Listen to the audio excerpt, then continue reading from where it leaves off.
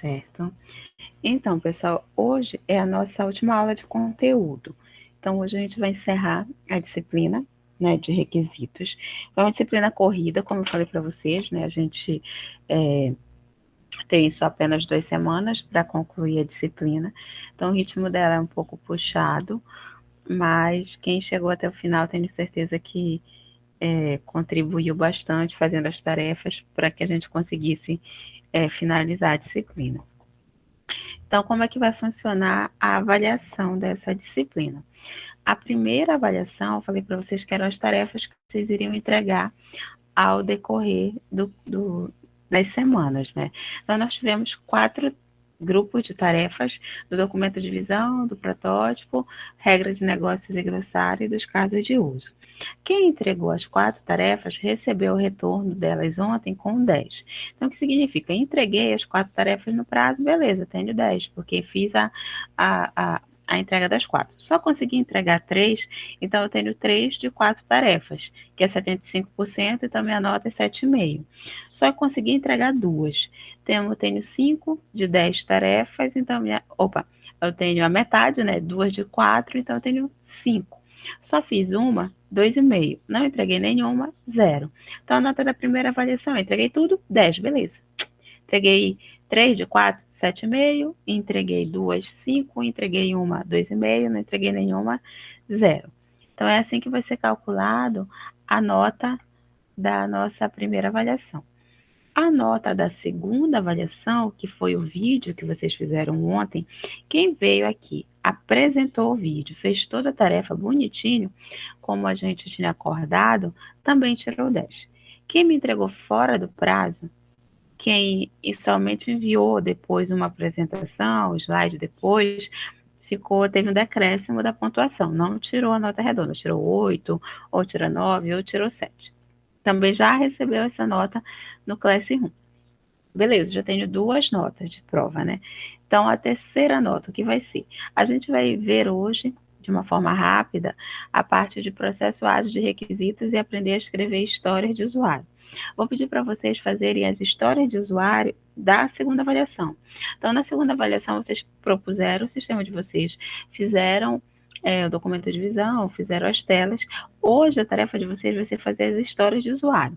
Vocês vão ver que história de usuário é algo bem simples, que vai ser quem fez a segunda avaliação, essa terceira é uma beleza. É fazer as histórias de usuário do que foi a segunda avaliação, certo?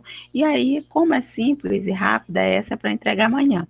Fez essas 3 coisas, está aprovado na disciplina, já pode ir para o recesso, curte o recesso. Professora, não consegui fazer a segunda avaliação, não fiz o trabalho do vídeo, ou não fiz as tarefas, mas quero tentar ainda a disciplina. Aí a gente vai ter uma avaliação substitutiva, que vai ser no dia 8, que vai ser na quinta-feira, vocês vão entrar aqui na sala às 14h30, eu vou passar para vocês o link da prova. Aí é uma prova mesmo, uma prova objetiva, mas é uma prova do conteúdo da disciplina. Então, durante a disciplina não tivemos prova. A ideia, como eu falei para vocês, era trabalhar com as tarefas para que vocês conseguissem assimilar o conteúdo que eu estava passando de uma forma rápida aqui, né? E fixar durante as tarefas e fazer esse trabalho final, que ia consolidar tudo, que foi a segunda avaliação, fazer o trabalho de hoje, que é as histórias de usuário, e aí vocês não teriam prova. Agora, quem eventualmente não conseguiu a nota de aprovação e precisa fazer a prova substitutiva, aí não tem jeito, aí a gente vai ter que ir para a prova mesmo, tá? Mas vai ser na quinta-feira. Amanhã são as histórias de usuário que a gente vai já aprender agora como fazer, beleza? Então, a gente já está se encaminhando para a nossa finalização da disciplina, certinho? Então, vamos começar, que hoje também vai ser bem tranquilo, só aprender a fazer essas histórias de usuário para que vocês possam fazer o trabalho final. Então, o que a gente viu ao longo dessa disciplina? A gente viu o processo de engenharia de requisitos. Basicamente, vocês viram como fazer licitação de requisitos e análise, especificar os requisitos, né?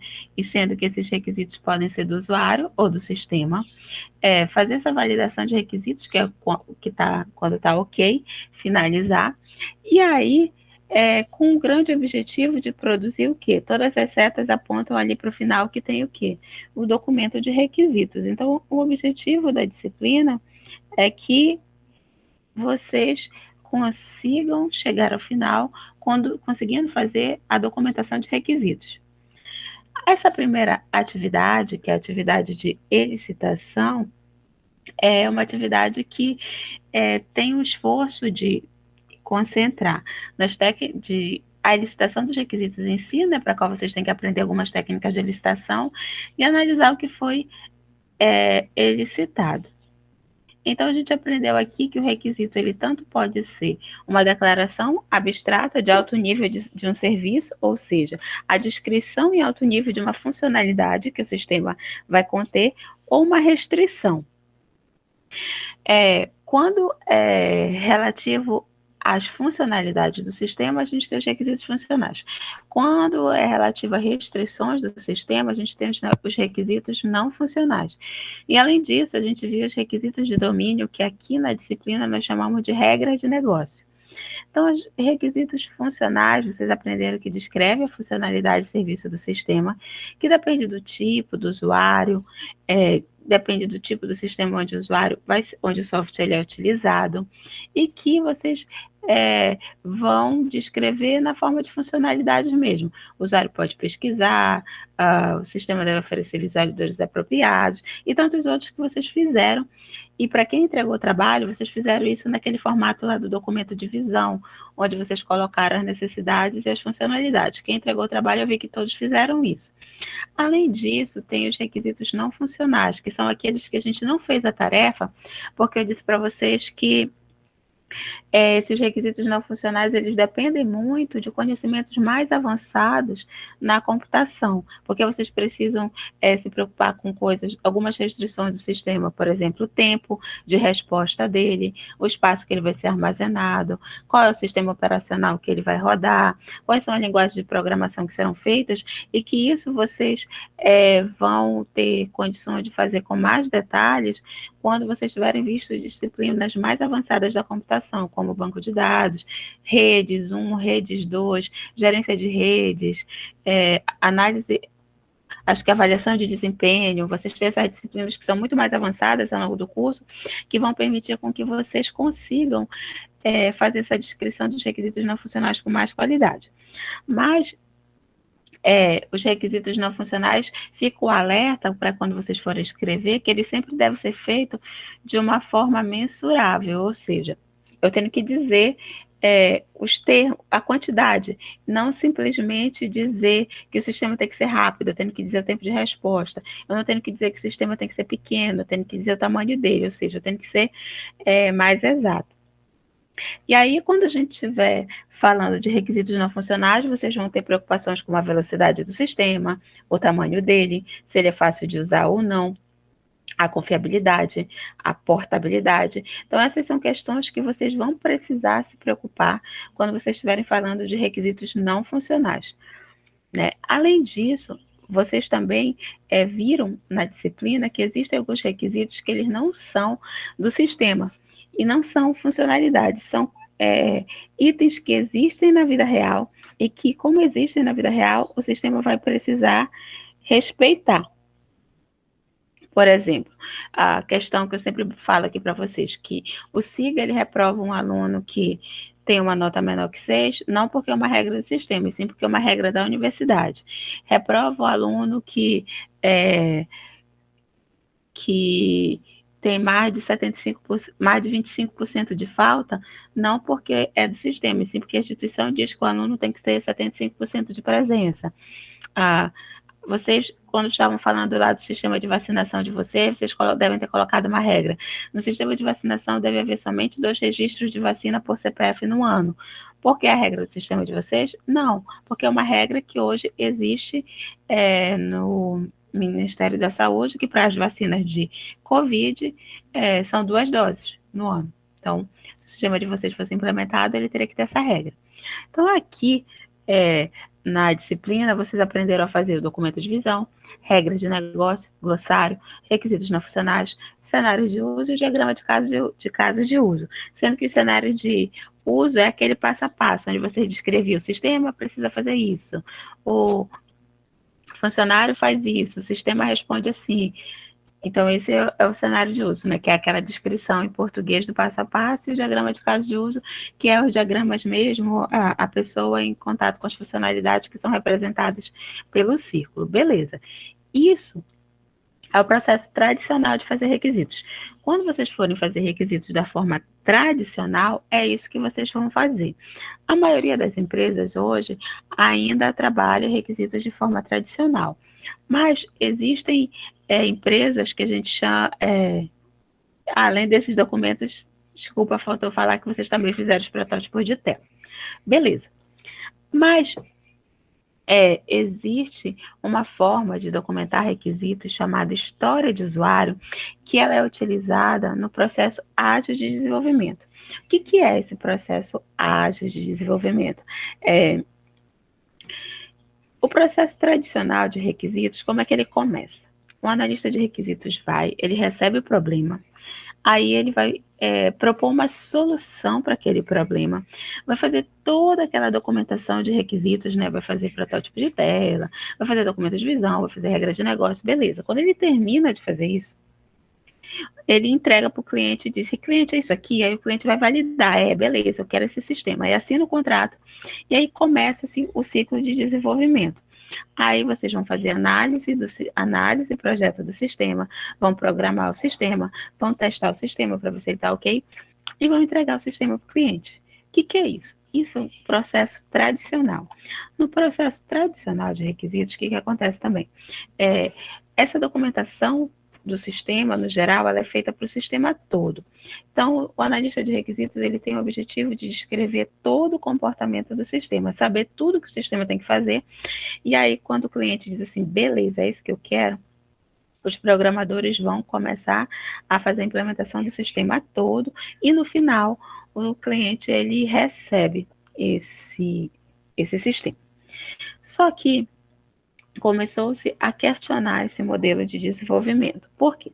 Porque exigia que se passava um tempo grande ele citando os requisitos, tinha muita coisa escrita, porque vocês viram que fazer essa documentação de requisitos já era bastante documentação. E somente depois de fazer toda essa documentação é que realmente ia se colocar a mão na massa, ou seja, ia se começar a programar o sistema. E aí começou-se a questionar que esse modelo ele era válido para grandes sistemas, beleza. Só que para sistemas menores, para aplicativos, por exemplo, que no geral são sistemas menores, não precisava se fazer tudo isso. Né? Para fazer um aplicativo simples, para que eu vou fazer toda essa documentação? Eu não posso reduzir a minha documentação e fazer isso de uma forma mais rápida para que o cliente consiga visualizar o sistema dele logo? E será que eu preciso entregar todo o sistema? Será que eu não consigo entregar uma primeira versão, que seria uma versão alfa, uma versão beta, e depois ficar melhorando esse sistema? Então, eu não precisaria passar por esse processo. E aí, iniciou-se o que a gente chama de processo ágil de desenvolvimento, que é uma proposta de documentar os requisitos de uma forma muito mais simples, porém, exige que o cliente esteja perto. Por quê? Porque toda vez que eu tiver dúvidas, eu posso consultar o cliente.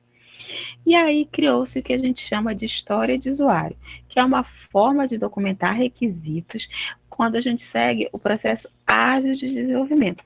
Tudo aquilo que a gente aprendeu na disciplina, até o momento, é quando a gente segue o processo tradicional.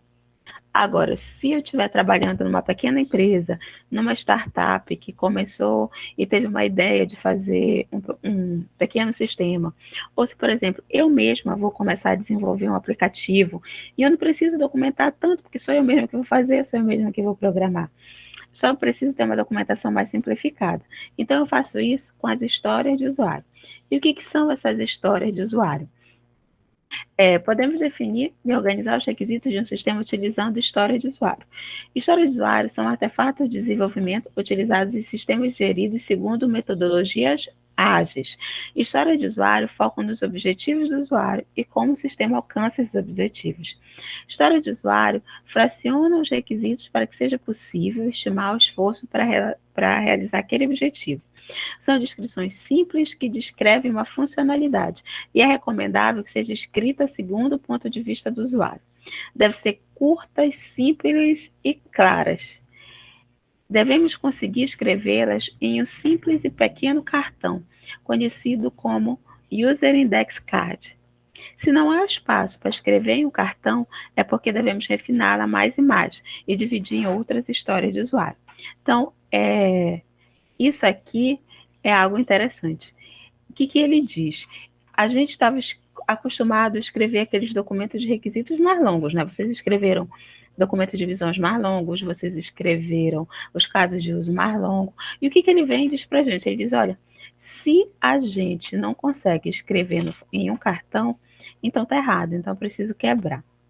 Então, a gente já sabe que histórias de usuário, elas devem caber em um cartão. E que cartão? Um cartão como esse aqui, que a gente também é conhecido como Post-it. Então, a gente consegue escrever uma história de usuário em um cartão como esse, chamado Post-it. E como é que a gente vai escrever isso? Qual é o formato? Bom, histórias de usuário são escritas assim. Tudo que está escrito em azul são os termos fixos. E o que está escrito em vermelho é o que a gente vai variar de acordo com o sistema. Então, toda história de usuário começa com essas duas palavras, como um. Logo em seguida, eu vou descrever a pessoa que usa aquela funcionalidade. Então, como um vendedor responsável pelo setor de livros, eu quero procurar por livros filtrando por nome, para que seja possível verificar se o livro X está disponível para pronta entrega.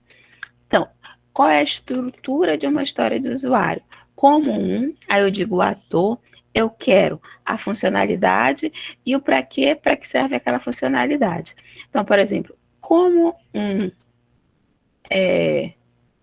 um paciente, eu quero agendar consultas no posto de saúde mais próximo para que seja possível realizar meu atendimento de forma mais rápida. É uma história de usuário de um sistema de controle da Secretaria de Saúde, por exemplo. Como um paciente, eu quero tomar vacina para que seja possível me imunizar contra a Covid. Como um paciente, eu quero saber o posto de saúde mais próximo da minha casa, onde está tendo aplicação de vacina, para que seja possível realizar meu procedimento de vacinação. Então, história de usuário, eles são escritos de forma simples assim. Eu digo, eu tenho um ator, que é o proprietário da história de usuário, que é o interessado naquela funcionalidade em si, né? Mas é recomendado descrever de forma específica quem é o ator, para ser mais fácil identificar. Eu tenho a ação que vai ser feita, ou seja, a funcionalidade, é o que o ator faz utilizando aquela ação, e eu tenho a funcionalidade, é o que o ator espera que aconteça ao realizar a ação, ou seja, é o resultado de executar a ação segundo a ótica do ator. Também pode ser vista como justificativa. Então, por exemplo, como um aluno, eu quero emitir histórico para que seja possível acompanhar a minha situação na universidade. Como um aluno, eu quero realizar matrícula todo semestre para que seja possível me manter como um aluno regular na universidade. Então, a história de usuário sempre tem essa estrutura. Como aí em seguida o ator, o que ele quer fazer e o porquê. Como um cliente, eu quero ver os filmes disponíveis para locação para que eu possa alugar. Como cliente, eu quero ver os filmes disponíveis para locação para que eu possa agendar uma reserva. Aqui são exemplos de história de usuário para uma empresa aérea. Como cliente de negócio, eu quero ver promoção de passagem aérea. Como cliente, eu quero comprar uma passagem aérea. Como cliente, eu quero pagar com meu cartão de crédito corporativo o valor da passagem aérea. Então, é possível descrever um sistema todo no formato de simples história de usuário assim. Ou seja, eu vou contar a história do meu sistema num formato simples. E aí é por isso que ele diz que não pode exceder o tamanho de um cartão. Então, por exemplo, como aluno, o que eu quero? Eu quero ver minhas notas do semestre. Vocês conseguem fazer isso no Siga, né? Vocês têm uma funcionalidade lá que vocês conseguem ver a nota de vocês depois que o professor lança. Então, eu quero ver minha nota do semestre para acompanhar a minha situação. Deixa eu ligar aqui. Para acompanhar a minha situação. Então, uma história de usuário, ela nunca deve passar de um cartão. Então, isso é uma história de usuário. Eu consigo escrever sempre no formato de um cartão. Como aluno, eu quero ver minhas notas do semestre para acompanhar a minha situação. Vejam que eu escrevo de uma forma que não passa do tamanho de um post-it. Então, essa é a lógica de história de usuário. É eu descrever as minhas funcionalidades do meu sistema no formato simples de cartões. E aí eu consigo dar a oportunidade de todos que estão trabalhando de visualizar todas as funcionalidades do meu sistema, nesse formato. Ou seja, descrever as funções do sistema de uma a uma, exatamente. E de forma simples, sem precisar contar uma história grande, só escrever nesse formato aqui. Como estudante, eu quero ver calendário de aula no portal da faculdade para que seja possível organizar minha agenda. Então, os estilos de escrita é esse, sempre dizer quem vai fazer, o que vai fazer e o porquê.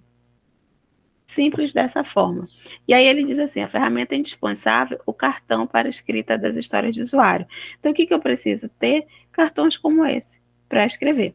Se a gente estivesse no presencial, o que eu ia pedir para vocês? Eu ia pedir para vocês contarem as histórias do sistema de vocês e vocês receberiam cartões para fazer isso. Mas não estamos no presencial, então a gente vai precisar adaptar. Então, qual é a tarefa que também é a terceira avaliação de vocês? Faça as histórias de usuário do sistema que apresentou na segunda avaliação, modelo no Classroom. Então, quero que vocês façam a história de usuário do sistema que vocês apresentaram nessa segunda avaliação de vocês. Deixa só eu achar aqui rapidinho um modelo para mostrar para vocês. Um instante aqui. Já está lá no Classroom. Não achei aqui. Deixa eu só fechar aqui para procurar mais rápido.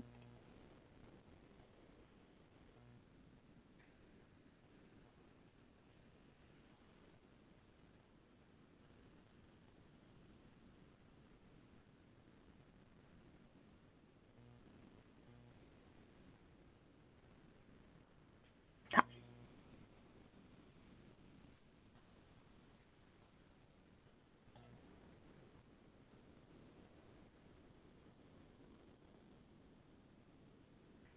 Então, lá no Siga, eu deixei esse modelo aqui para vocês preencherem, que é para simular a existência de um cartão. Só que, como a gente não vai ter o cartão, eu deixei já preparado para vocês. Vocês vão dizer o nome do sistema de vocês, o objetivo aqui, né? E depois vocês vão preencher. Como eu quero, aí o que você quer fazer para que seja possível, vocês vão descrever. Vocês vão descrever todas as funcionalidades do sistema que vocês propuseram para a segunda avaliação. São quantas? Não sei, eu vi que tem sistemas menores e maiores que têm propostas. Então, eu penso que um sistema pequeno tem pelo menos umas 7 ou 8 histórias de usuário. Um sistema de médio porte já tem ali pelo menos umas 15, 16 histórias de usuário.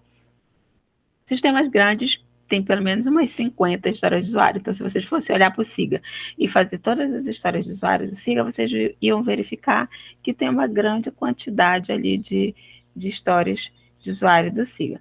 Além disso, também como eu sou boazinha com vocês, eu deixei lá um preenchido, só para vocês terem uma ideia. Deixa eu achar aqui para vocês. Credo. Deixa eu cancelar e tentar compartilhar de novo. Agora. Então, lá também no Siga, tem esse modelo que é de um sistema de um aluno, também de outra turma, que ele fez as histórias de usuário dele. O sisteminha dele controlava uma autoescola, então era um sistema de gerenciamento de autoescola, e aqui tem as histórias de usuário que ele criou para esse sistema que faz a gestão de uma autoescola. Então, é isso que eu quero que vocês façam e que vai contar com uma terceira avaliação de vocês. Professora, quando é que a gente usa a história de usuário e quando é que a gente usa aquela documentação que a gente aprendeu em toda a disciplina? Vai depender sempre de onde vocês estão trabalhando, de onde vocês estão inseridos. Se vocês estiverem trabalhando numa empresa mais tradicional, a documentação de requisitos que vai ser feita foi aquela que vocês fizeram na segunda avaliação. Agora, se vocês estiverem trabalhando numa startup, que é uma empresa menor, que trabalha todo mundo junto, que o cliente está perto, é muito provável que vocês documentem requisitos dessa forma aqui, que é o que eu estou pedindo na terceira avaliação. O Everson perguntou aqui, exemplo, como fornecedor de serviços, eu quero anunciar meu serviço para que consiga clientes. É isso, perfeito. Então, esse é um exemplo de uma história de usuário para um cliente de um sistema que possivelmente é um gerenciador de anúncios, né? Então, é um sistema que deve anunciar ali ou oferta de emprego, oferta de serviços para contratação, e aí, como fornecedor de serviços, eu quero anunciar meu serviço para que consiga cliente. Então, perfeito, é isso. Isso é um exemplo de uma história de usuário para um sistema onde gerencia anúncios de serviços para a contratação de pessoas. Então, história de usuário é uma forma mais simples de documentar requisitos, que vocês podem dizer, professor, eu não sei por que a senhora perdeu tempo mostrando toda aquela documentação se eu tenho essa forma mais simples aqui de ser feita. Acontece que essa forma mais simples, ela não se aplica a tudo. Ela se aplica a sistemas mais simples, onde eu tenho um cliente perto, onde eu possa questionar. Por quê? Porque, por exemplo, se o programador recebe essa história de usuário aqui, como fornecedor de serviço, eu quero anunciar meu serviço para que consiga clientes. Qual é a primeira dúvida do programador? Ele vai começar a se perguntar, mas como é essa tela? Quais são os campos que tem aqui nessa tela? Eu não tenho nenhum protótipo de tela aqui para que eu tenha uma ideia aqui do que eu tenho para fazer. Aí não tem. Então, o que ele vai ter que fazer? Ele vai ter que fazer a proposta dele e mostrar para o cliente. Então, o cliente tem que estar perto para ficar validando se aquelas ideias que estão sendo propostas, elas podem ser utilizadas, podem ser feitas daquela forma. Lembra, a única coisa que o programador vai receber são essas histórias de usuário aqui. Agora, claro, se for uma empresa pequena e o cliente estiver perto, essa aqui é a melhor forma, é melhor fazer assim do que fazer toda aquela documentação que leva muito mais tempo. Então, isso sempre vai depender de onde vocês estão trabalhando. E se a ideia do sistema, vocês tiveram uma ideia, vocês sabem programar, querem fazer um aplicativo, beleza. Aí é melhor documentar dessa forma, que é muito mais simples também do que fazer toda aquela documentação de regra de negócio, de documento de visão, de glossário que vocês aprenderam na disciplina. Beleza? Então, só recapitulando para quem chegou depois, a terceira avaliação é fazer essas histórias de usuário do sistema que vocês propuseram na segunda avaliação. Professora, não fiz a segunda avaliação. Então vocês vão ter que ter a ideia agora de como vai ser esse sistema. E se vocês não fizeram a segunda avaliação, provavelmente vocês estão na prova substitutiva. E aí na prova substitutiva vai ser uma prova mesmo aqui na quinta-feira. Vamos relembrar nossas datas? Nossas datas são as seguintes. Amanhã vocês têm que entregar as histórias de usuário. Professora, que horas? Vamos fazer assim para ficar mais tranquilo, como essa é uma prova da terceira avaliação. Vocês vão ter até amanhã às 23h59 para entregar. Então, se vocês entregarem amanhã até às 23h59, eu vou considerar que vocês entregaram no prazo e não tem nenhum tipo de perda. Não consegui entregar até amanhã às 23h59. Aí, gente, já perdeu a terceira avaliação. Aí vocês vão ter que ir para a prova substitutiva. A prova substitutiva, como é que vai funcionar? Eu vou lançar a nota de vocês na quinta-feira de manhã, certo? Mas vocês já sabem a nota da primeira e da segunda avaliação de vocês, porque já está cadastrada no Classroom. Quando terminar aqui, eu também vou lançar lá no Siga, para ficar tudo certinho e vocês vão poder ver nos dois lugares. Beleza. Não consegui minha nota, ou não tive tempo para fazer o trabalho, vou ter que fazer a prova substitutiva. Quando vai ser? Vai ser na quinta-feira. E aí eu posso até negociar, porque a gente tem como fazer essa prova até na sexta. A gente pode fazer essa prova na sexta, que aí tem um tempo maior para vocês estudarem. Então vamos fazer assim. A prova substitutiva vai ser na sexta, dia 9. 9/7, às 14h30, na sala do Classroom. Fiquei para fazer prova substitutiva, mas eu espero de verdade que ninguém daqui fique. Eu acho que ninguém que está aqui vai ficar. Até porque eu acho que todos vocês que estão aqui agora são os alunos que fizeram a segunda avaliação. Então, se fez a segunda avaliação, já passou. Meu problema são os alunos que não fizeram a segunda avaliação, que não apresentaram o trabalho. Aí, na sexta-feira, dia 9, às 14h30, venham aqui que vão receber essa prova, beleza? Então, até amanhã, às 23h59, vocês têm para fazer as histórias de usuário. Se vocês que estão aqui, se fizerem, já estão aprovados, nem precisa se preocupar com isso que eu estou falando de substitutivo. Para quem não está aqui e não entregou a segunda ou não entregar a terceira, vai ter a prova substitutiva sexta-feira, às 14h30. Beleza? Aí a gente chega no final da disciplina. Então, esse era o conteúdo da disciplina, de uma forma rápida, de uma forma corrida, mas é a forma que a gente teve para fazer essa disciplina agora nesse momento. E requisitos também é algo que a gente aprende muito na prática. Então, quando vocês estiverem na prática, fazendo, tentando documentar um sistema, conversando com o cliente, aí vocês também podem fazer uma releitura desse material que está ficando para vocês da disciplina, certo? Então, temos aula amanhã? Não, amanhã, hoje é o nosso último dia de aula aqui. Amanhã vocês vão entregar esse trabalho e aí a gente finaliza a disciplina, beleza? Não terminei, não deu. Aí sexta-feira a gente se encontra aqui, mas não vai ser o caso de vocês não, para fazer a prova substitutiva. Certinho? Professora, onde ver a nota no Classroom? Você recebe uma notificação quando eu lanço a nota? Tem nas tarefas? Eu lanço a nota na tarefa. Você consegue visualizar a tarefa de vocês e ver a nota de vocês? Sim, professor. Está lá na tarefa. São aquelas notas da tarefa. Se vocês têm 4 tarefas entregues e tem 4 10, vocês tiraram 10 na primeira avaliação. A nota da segunda avaliação também já está lançada. Aí, não, professora, eu só fiz 3, então eu tenho 7,5. Só fiz 2, tenho 5. Só fiz uma, aí só tenho 2,5. Não fiz nenhuma, aí paciência, eu tirei 0 mesmo, tá? Então, tá, pessoal. Então, façam essa tarefa até amanhã às 23h59. Quando tiver no SIGA lançado tudinho, eu já informo vocês. E a prova substitutiva, para quem não passou, vai ser na sexta-feira, às 14h30. Certinho? Então, tá, pessoal. Muito bom estar com vocês. Espero que a próxima vez seja presencial, porque o remoto eu não aprendi, não conheço nem a carinha de vocês, mas vamos, espero encontrar com a turma de 2020 de Oriximiná em outras disciplinas, no presencial e não mais no remoto. Então tá, obrigada pela atenção e disponibilidade e a gente se vê por aí, tá bom? Não esqueça da Tchau, professor. Tchau, tchau.